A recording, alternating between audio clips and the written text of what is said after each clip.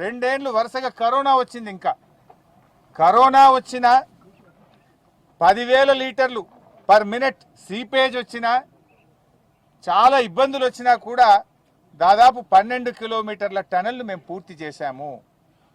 Dindi balancing రిజర్వాయర్ను, పెన్లిపాక balancing రిజర్వాయర్ను, ఈ ప్రాజెక్టులో భాగంగా ఉన్నటువంటి రిజర్వాయర్లకు ల్యాండ్ ఎక్విజిషన్ R&R చేసి ఆ ప్రాజెక్టులను 90% పూర్తి చేశాము. నిజాలు ఇది. కానీ మైకుల ముందు నోటికి వచ్చినట్టు గత ప్రభుత్వం పనిచేయలేదని మాట్లాడతాడు. ఇంకో మంత్రి జూపల్లి గారు, మీరే సాక్ష్యం, 5 కిలోమీటర్లు చేసినామట మేము. 12 కిలోమీటర్లు పనిచేస్తే ఆయన మా ప్రభుత్వంలో నేను నీళ్ల మంత్రిగా ఉన్నప్పుడు నాతో పాటు సహచర మంత్రిగా ఇదే టన్నెల్లో నాయంబడి వచ్చిండు. ఆ రోజు లోపలికి వచ్చి చూసిండు, నాతో పాటు పనులను సమీక్షించిండు. ఇవాళ పార్టీ మారగానే ప్లేట్ ఫిరాయించి నాలుక మడమ తిప్పిండు, మడత పెట్టిండు. ఇదేం పద్ధతి నాకు అర్థం కాదు. దివాలా కోరు దిగజారు రాజకీయాలు చేయకండి. ఇప్పుడు కూడా ఇంకా మేము చాలా విషయాలు మాట్లాడాల్సి ఉన్నా సమయం సందర్భం కాదని మేము వెయిట్ చేస్తూ ఉన్నాం. ఇప్పటికైనా సమన్వయం సాధించండి. ఆ బృందాల మధ్య వేగంగా డెబ్రిస్ తీయడానికి, ఆ డెబ్రిస్ తీస్తే కూడా మళ్ళీ పైనుంచి ఏమన్నా కూలుతుందా, ఎలా ఉంటుంది అనేది కూడా ఎక్స్పర్ట్స్ ఒపీనియన్ తీసుకోండి. జాగ్రత్తగా చేయండి. పనిచేసే వాళ్ళ ప్రాణాలకు కూడా మళ్ళీ ఇబ్బంది రావద్దు.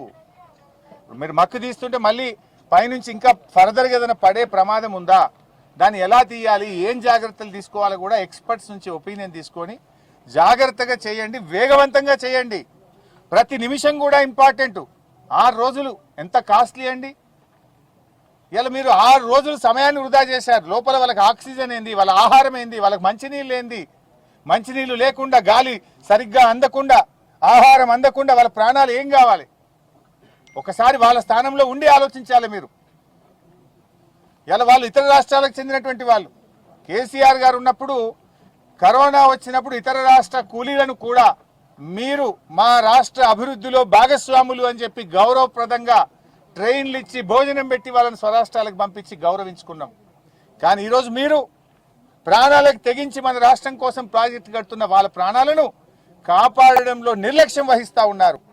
6 రోజులైనా ఇప్పటిదాకా డెబ్రిస్ రిమూవల్లో కానీ మీరు ఎక్కడ కూడా ఒక సరైన నిర్ణయం తీసుకోలేదు. సో దయచేసి వేగవంతంగా పనులు చేసే ప్రయత్నం చేయండి. అసలు మీ ప్రభుత్వం, రేవంత్ రెడ్డి గారు ఢిల్లీలో పోయి మాట్లాడతాడు. ఆయనకేమో ఇక్కడికి వచ్చి చూసే టైం లేదట. కరీంనగర్కో, ఆదిలాబాద్కు, నిజామాబాద్కు ఎలక్షన్ ప్రచారానికి పోతున్నాడు రేవంత్ రెడ్డి. హెలికాప్టర్ వేసుకొని ఆయన ఎలక్షన్ ప్రచారానికి పోతే ఈ మంత్రి గారు నాకు హెలికాప్టర్ లేదని నేను హైదరాబాద్లో ఉన్నాడు. హెలికాప్టర్ ఉంటేనే వస్తాడట వీరికి. ఒకనాడు హెలికాప్టర్ దొరకలే. రేవంత్ రెడ్డి వేసుకొని ఎలక్షన్ ప్రచారానికి పోతే ఉత్తమ్ కుమార్ రెడ్డి గారు హెలికాప్టర్ లేదని హైదరాబాద్లో ఉన్నాడు. ఆ రోజు రాలే. అంటే ఈ ముఖ్యమంత్రి గారికి, ఈ ప్రభుత్వానికి 8 మంది ప్రాణాలు ముఖ్యమా, ఎన్నికల ప్రచారం ముఖ్యమా? What is that you are doing? ఎట్లా పోతాడు? ఎందుకు రేవంత్ రెడ్డి గారు ఇక్కడికి రాలేదు? ఎందుకు ఒక లైన్ ఆఫ్ డైరెక్షన్ ఇవ్వడంలో ఫెయిల్ అయిండు? ఎందుకు రేవంత్ రెడ్డి గారు సమీక్షించలేదు ఇక్కడికి వచ్చి? ఎందుకు ఆ కుటుంబాలను ధైర్యం చెప్పే ప్రయత్నం చేయలేదు? నేను అడుగుతా ఉన్నా. ఎలక్షన్ పోవడానికి తీరిక ఉన్నది నీకు, ప్రచారానికి పోతున్నావు ఎలక్షన్లకు. కానీ ఇంత ముఖ్యమైన ప్రాజెక్ట్ ఈ రాష్ట్రంలో కుప్పగూలిపోతే పట్టించుకునే బాధ్యత నీకు లేదా అంటున్నా. అసలు ఇవాళ కాంగ్రెస్ అధికారంలో వచ్చిన 15 నెలల్లో 4 ప్రాజెక్టులు కూలిపోయినాయి. ఖమ్మం జిల్లాలో పెద్దవాగు కొట్టుకుపోయింది. చాలా ఆస్తి నష్టం, పంట నష్టం జరిగింది. ఇవాళటి వరకు ఆ ప్రాజెక్టు పునరుద్ధరించే పని జరగడం లేదు. సుంకిశాల కుప్పగూలిపోయింది. హైదరాబాద్కు మంచినీళ్ళు ఇచ్చే సుంకిశాల ప్రాజెక్టు మీ నిర్లక్ష్యం వల్ల, అవినీతి వల్ల ఇవాళ అది కూలిపోయినటువంటి పరిస్థితి ఉన్నది. పాలమూరు ఎత్తిపోతల పథకంలో భాగంగా నిర్మించిన వట్టెం పంప్ హౌస్ జలమయం అయిపోయింది మీ యొక్క నిర్లక్ష్యం వల్ల. ఇవాళ ఎస్ఎల్బీసీ టనల్ కూలిపోయినటువంటి పరిస్థితి ఏర్పడ్డది. 4 ప్రాజెక్టులు కూలిపోయినాయి మీ 15 నెలల్లో. ఏం చేస్తుంది ప్రభుత్వం? నేను అడుగుతా ఉన్నా.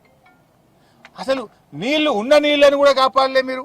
శ్రీశైలం ఇప్పుడు అడిగలు చూస్తే మొత్తం ఖాళీ అయిపోయింది. మనకు శ్రీశైలం మీద మహబూబ్ నగర్ జిల్లా కల్వకుర్తి, నెట్టంపాడు, భీమా దాదాపు 2,50,000 ఎకరాలకు నీళ్లు రావాలి. మంచినీళ్లు మొత్తం ఉమ్మడి మహబూబ్ నగర్ జిల్లాకు కూడా దీని మీదనే ఆధారపడ్డది. మొత్తం శ్రీశైలం ఖాళీ అవుతా